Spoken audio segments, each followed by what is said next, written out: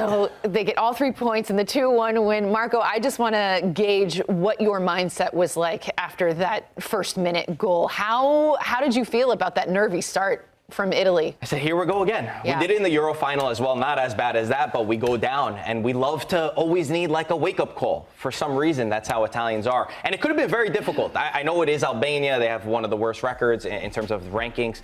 They had a very strong qualifying. But there was 50,000 Albanian fans in the stadium. And I'm happy that the team didn't just crumble at that moment. They kept playing football. And the first half was very good. Besides that first 23 seconds, Italy was on the forefront. They should have scored at least 3-4 goals for the opportunities that they had.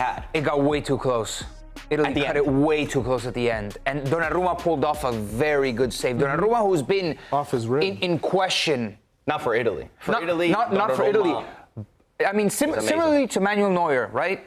Sometimes club form doesn't directly translate. But the confidence of a goalkeeper is there. I understand that he always shows up for Italy. He had to pull off a big save. Italy cut it too close for comfort. Italy always struggle against teams that play a low block. Like, you watch the way Albania plays, they sit in. We don't have those creative, fantasy, number 10 type players to get the opportunities. We did in the first half. We weren't clinical enough. We always struggle against teams like that don't play open. The things that so it was a completely different first half to second half. There was a lot of good stuff in the first, but the real test will come on Thursday against Spain, against an opponent that has a lot of qualities. And I know Spain goes on and they win 3-0, but I do think that this Italy side can cause them problems considering the gaps in defense that they had. How do you feel about Spalletti and the way that he managed this side? Because it seemed like the game did start to get closer in the second half, and Albania were picking up momentum. They were picking up confidence. He held substitutions till late in the second half. Would you have liked to see him change it up a little bit sooner? It's not that they have these incredible substitutes on the bench. The depth isn't wild with the Italian side, but how do you feel about Spalletti? He's our top player. We might not have quality that's world-class on the pitch. There's a few, Barella, Chiesa, Donnarumma, right, on their day. Spalletti is the guarantee for Italy. And I feel for him, and that's what, inside the training camp, you speak to some of the people who are there, they all say, our hope is him making a group. So he's been able to do a few things. He's united a fan base. I mean, he will talk about Italians living abroad and get have nationalistic pride. That's one thing. He's also been in the job. That was his 11th game in charge. He's played 11 different formations because he hasn't known his best team. He had to qualify for the Euros because Mancini ran off to Saudi Arabia last second, and it was crazy. So he's had to work with a team that he doesn't know what's at his disposal. And considering all of those things, I think Spalletti's done a wonderful job. And we're seeing the touch. Watch the first half. Watch the way that the two center backs, I've never seen this in the Italian national team history, that the two center backs, Calafiori and Bastoni, are like midfield players. They're creating, they're so far up. And it's kind of nice as an Italian fan to see, hey, this side can be technical, but we do need to do better at managing our matches. Spalletti hasn't figured it out yet, but you can tell, hasn't figured out his team yet, his ideal 11, but you can definitely feel like it's on track. It's getting better. It's not at an ideal place, and especially at a tournament, you kind of have to figure it out. Sometimes maybe on the fly, you want to go in crescendo. You want to get better as the tournament progresses. And there were moments against Albania that you could feel that, all right, this is the right direction, but if they would have put 3 goals past Albania. We hit the post. We had opportunities right in front of the net. It would have been cruise control. Second half, you wouldn't have had a single problem. But obviously, being just a goal away, Albania grew with hope. And when you're playing a country that, comparative to you, is smaller in power and prowess, the last thing you want to give them is hope in this tournament. Look at Poland. Poland had no business being so tight in that game with the Netherlands. They were right there the entire time. The real test is Thursday. The real test is Thursday. Usually Italy plays up to the competition. Mm-hmm. Even though we don't have the quality that Spain has, the last 5 tournaments, we knocked Spain out 2 times. So they do have more quality. They have all of that. But there's something about this squad that I feel confident about. Does the fact that they were able to kind of play their way back into that match, does that give you confidence just in terms of their mentality? Because Absolutely. It would have been easy for them to kind of just sink.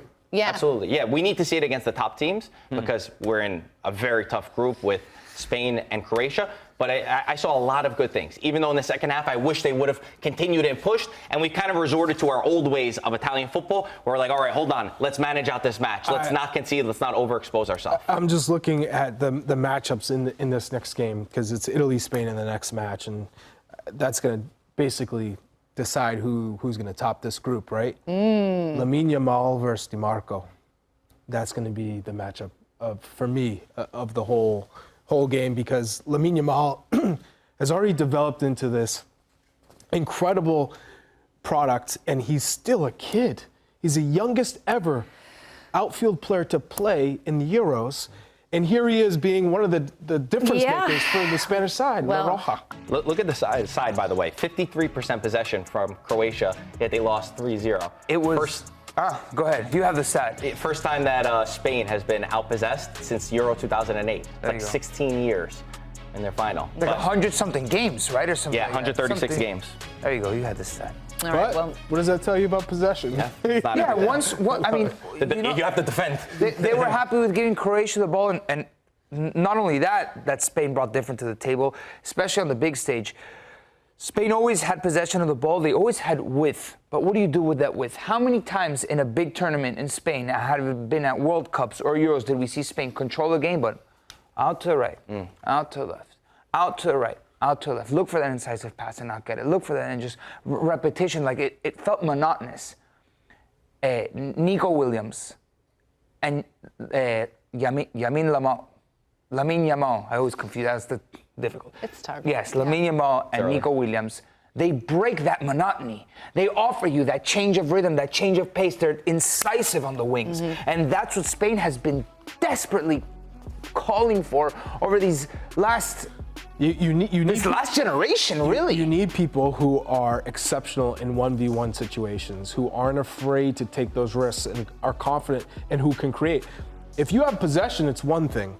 But you're not going to get anything unless you have people who will give you something in those mismatch areas when you can isolate them 1v1. Because then that forces people to shift. When Lamine Yamal gets in the ball, guess what? If you're 1v1, they know he can break you down. So now you're bringing people, and that's when you can switch it across, and you're going to have those players who can break you down on the weak side. go ahead. That's coaching, too. De La Fuente is a little bit more direct than what we saw under Luis Enrique with the Spanish national team, which love to just dominate in those possessions. I see them going vertical a lot more than I've seen from Spain in the past. It's just defensively, I understand that they won 3-0. They deserve a lot of praise. But I saw a lot of holes that they're going to need to be careful with going forward. Croatia had their chances. Yeah.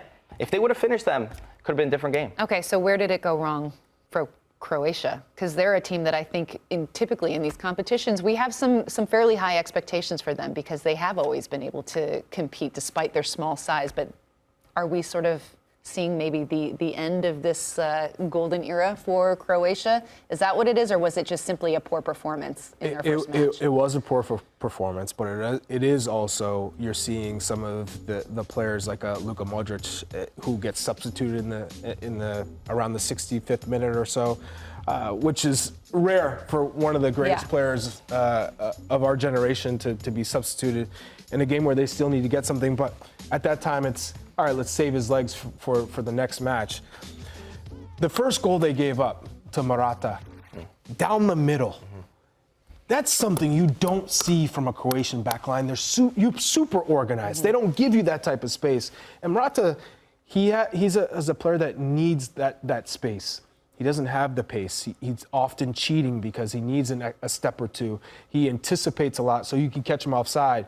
In this case, they gave him that opportunity to get a kind of a head start, and the ball is sensational down the middle, and he scores. And I think that really set Croatia and put them on the back foot. But at the end of the day, they had opportunities.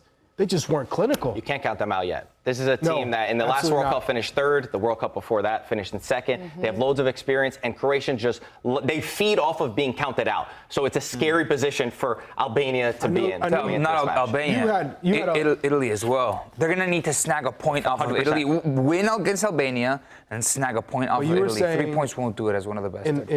In the room, in our conference before, you were saying Croatia doesn't have any more. Was I? He's trying to get you in trouble. He's trying to get you in trouble. Clarified, Nico Cantor said it. Yeah, he said Jack, what? that was What? savage. He's throwing me under the bus when just a complete blasphemy. There's one of the pillars see of him? He was journalism like- completely violated there. He saw his career. Fabrication.